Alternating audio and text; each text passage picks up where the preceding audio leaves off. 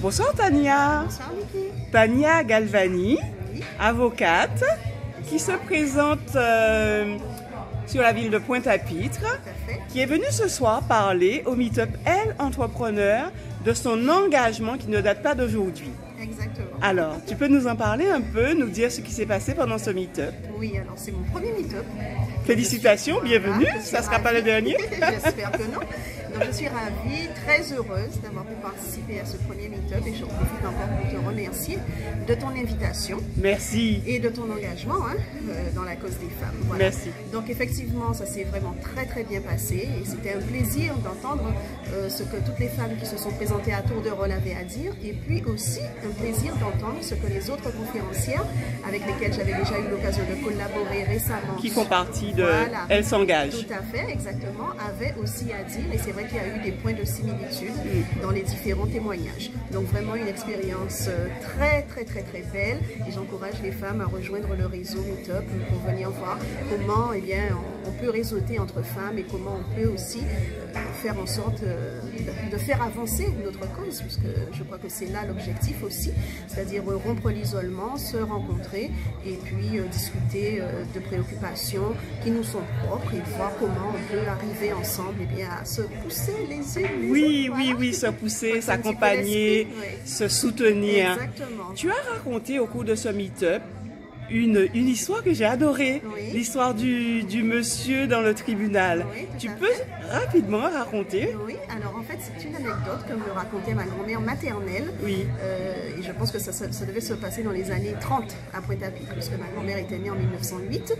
Et donc elle avait pour habitude de fréquenter les salles d'audience, d'aller comme ça écouter les procès. Puisque c'est vrai qu'on est une société où l'oralité est très présente et c'est vrai qu'à l'époque les gens aimaient beaucoup aller regarder, plaider les avocats et tout. Et donc elle avait pour habitude de raconter un procès qui l'avait particulièrement marqué, pendant lequel un avocat était entré dans la salle d'audience au moment de sa plaidoirie en tenant une bougie allumée. Et il se baissait, il passait entre les rangées, il se baissait même sous les bancs. Et là, le juge qui présidait l'audience, interloqué, finit par lui demander « Mais maître, que faites-vous? Que cherchez-vous » Et là, il répond « Je cherche la vérité parce que la justice des hommes n'est pas juste. » Et là, ma grand-mère racontait ça avec toute la flamboyance. Elle disait comment les gens, toute l'assistance et elle aussi, avaient applaudi. Bon. Et donc, c'est une histoire qui m'a marquée. C'est une histoire qui m'a marquée, que j'ai entendue à plusieurs reprises, que ma mère aussi a eu à entendre de la bouche de ma grand-mère. Donc, ça montre que ça l'avait effectivement beaucoup impressionné et beaucoup marqué. C'est vrai que c'est assez inhabituel. Cet avocat avait eu franchement beaucoup de culot, beaucoup de toupet de faire ça. Voilà.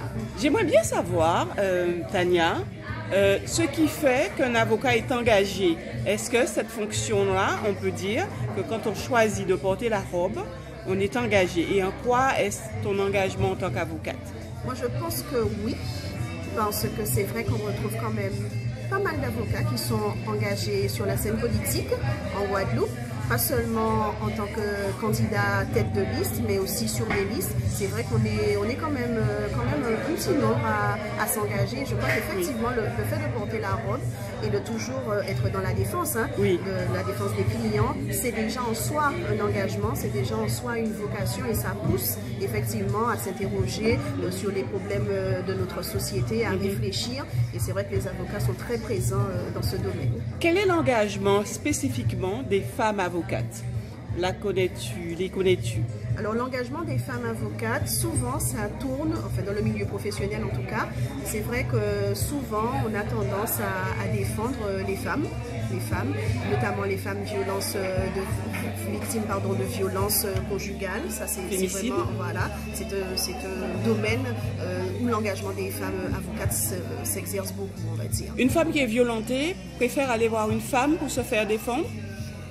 Je ne sais pas, mais c'est vrai que souvent les femmes disent aux femmes avocates qu'elles sont plus à l'aise. Par exemple, une femme victime de viol aura plus de facilité à aller vers une avocate plutôt qu'un avocat, puisque le fait d'appartenir au même sexe, on se comprend effectivement plus facilement. C'est plus facile. Tout à fait. C'est plus facile de se confier. Exactement. Il se dit dans les chaumières que des hommes aussi sont victimes de maltraitance. Oui. Tu peux nous en dire quelques mots? Oui, alors le phénomène est un petit peu moins connu, alors moins répandu, hein, beaucoup moins répandu quand même que les violences conjugales dont sont victimes les femmes, mais c'est vrai que ça existe et c'est vrai que les hommes ont aussi moins de facilité à en parler parce que bon, le côté effectivement, bon, l'homme, voilà, on a du mal à imaginer bon, qu'un homme puisse être battu et je pense que ces hommes en tout cas, bon, ont quelque part un peu honte de se confier, un peu honte de faire des démarches et d'aller porter plainte, mais c'est vrai que c'est aussi quelque chose qui existe et les hommes, lorsqu'on parle de violences conjugales dont sont victimes les femmes, eh bien on entend de plus en plus certains hommes dire oui mais à pas y qui madame, hein, les hommes aussi, donc il faut aussi en parler, c'est vrai. Oui, on voudrait aussi dire à ces hommes-là que les femmes qui vont dire qu'elles sont victimes de violences ont elles aussi honte. Exactement. Mais c'est un chemin à faire et on ne doit pas y déroger. Exactement, exactement. Que dirais-tu aux femmes, Tania, qui n'étaient pas là ce soir, sur ce thème qui était l'engagement? Alors moi je leur dirais que bon, elles ont quand même raté quelque chose. Parce que c'était vraiment très bien. Et donc moi j'invite toutes les femmes à s'engager. Hein. De toute façon, on l'a vu dans tous les domaines, les femmes s'engagent. Tu peux en citer? Les femmes, écoutez, moi j'ai entendu des femmes dire je suis maman et c'est déjà pour moi un engagement. Tout à fait. Donc dans tous les domaines, que ce soit le milieu professionnel, que ce soit le milieu associatif, enfin vraiment on a vraiment une multitude de domaines dans lesquels on peut s'engager en tant que femme.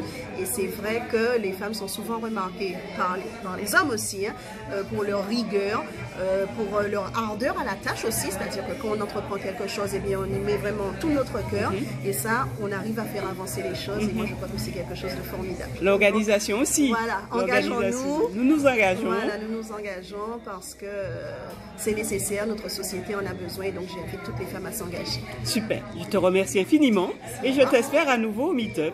Avec plaisir. À très vite. À très bientôt.